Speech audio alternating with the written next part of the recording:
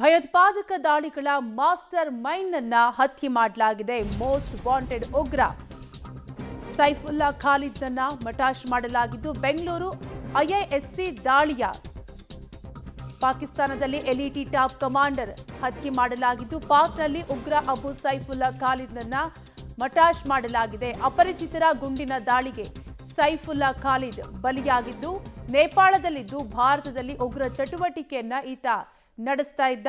ಒಟ್ಟಾರೆಯಾಗಿ ಭಾರತಕ್ಕೆ ಉಗ್ರರು ನುಸುಳಲು ಸಹಾಯವನ್ನು ಕೂಡ ಈತ ಮಾಡ್ತಾ ಇದ್ದ.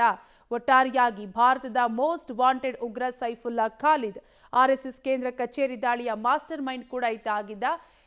ಎಲ್ಇಟಿ ಕಮಾಂಡರ್ ಜೊತೆ ಸಂಪರ್ಕವನ್ನ ಈ ಮೋಸ್ಟ್ ವಾಂಟೆಡ್ ಉಗ್ರ ಹೊಂದಿರ್ತಾನೆ. ಎಲ್ಇಟಿ ಕಮಾಂಡರ್ ಜೊತೆ ಸಂಪರ್ಕವನ್ನ ಹೊಂದಿದ್ದು, ಉಗ್ರರಿಗೆ ಗಡಿ ದಾಟಲು ಈತನೇ ಸಹಾಯ ಮಾಡ್ತಾ ಇರ್ತಾನೆ.